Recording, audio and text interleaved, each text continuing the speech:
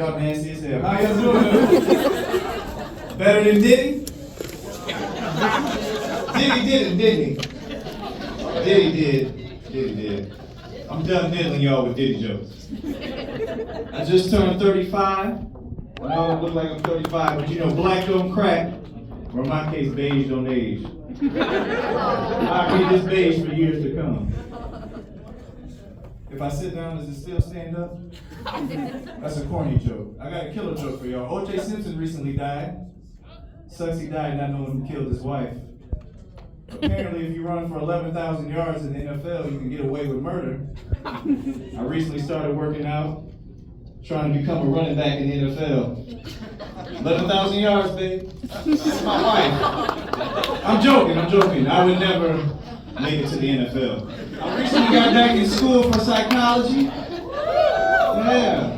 All my people with ADHD make some noise. Very good. You can pay attention. I know you're looking at this beige boy like, what is he? I did an ancestry, came back half nigga, half Jew, half bastard. Come to find out, my dad was married, just not to my mom.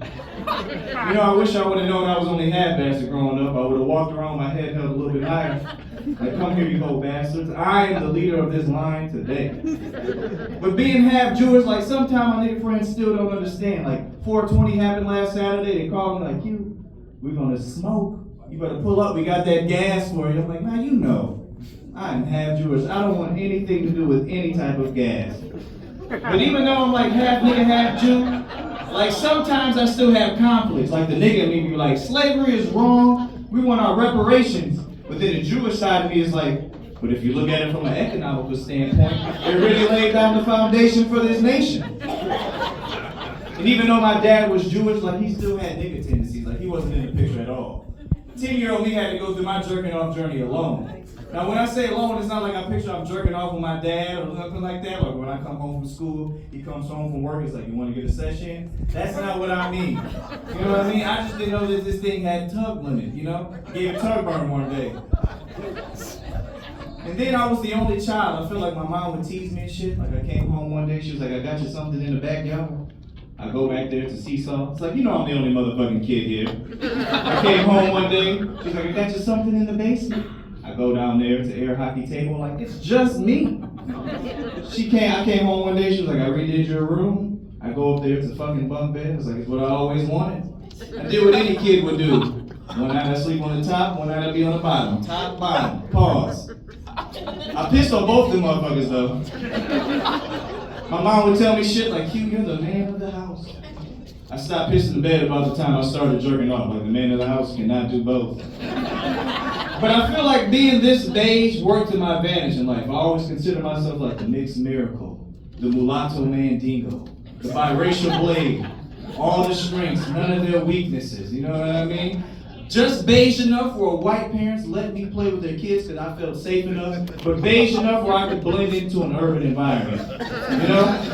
I ended up befriending this little white boy named JJ. I remember JJ called me, he's like, Q, do you want to go play some basketball? I was like, nah, you know the nigga in me loves basketball.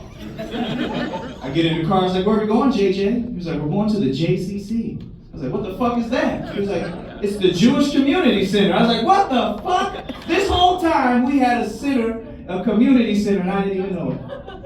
When I walked into that basketball court, when I tell you I was the most athletic kid there, I turned into half nigga, half Jew, half Magic Johnson. I had the Magic Johnson that day.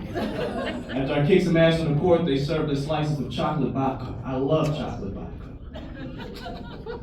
You know, my friend asked me the other day, he's like, Q, can we get your point of view from a doctor's point of view? I was like, you know, yeah, I am a psychologist. He was like, do you think that men and women can truly be friends? I had to think about it. I was like, the younger me would have been like, hell yeah, we can be friends.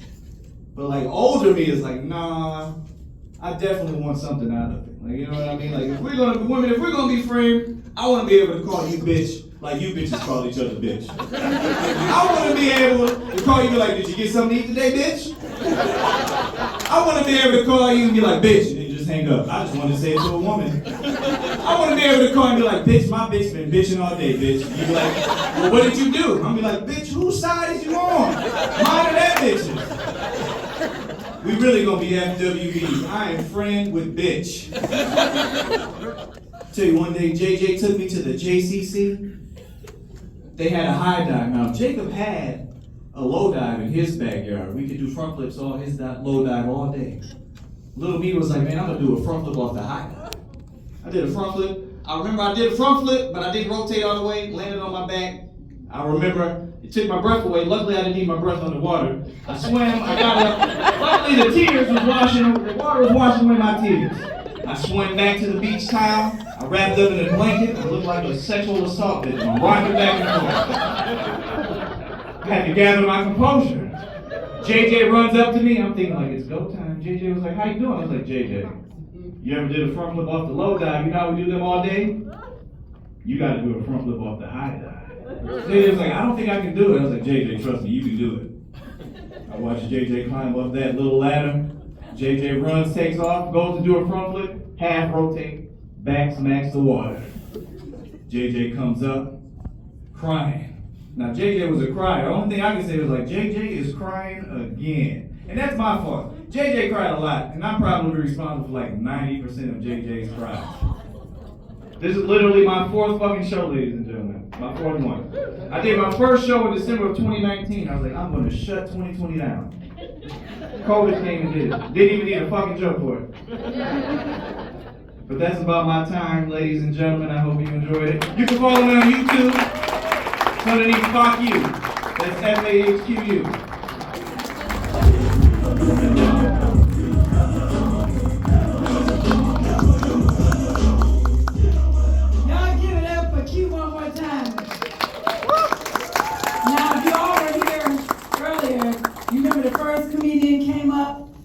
And he said he didn't want to be light-skinned.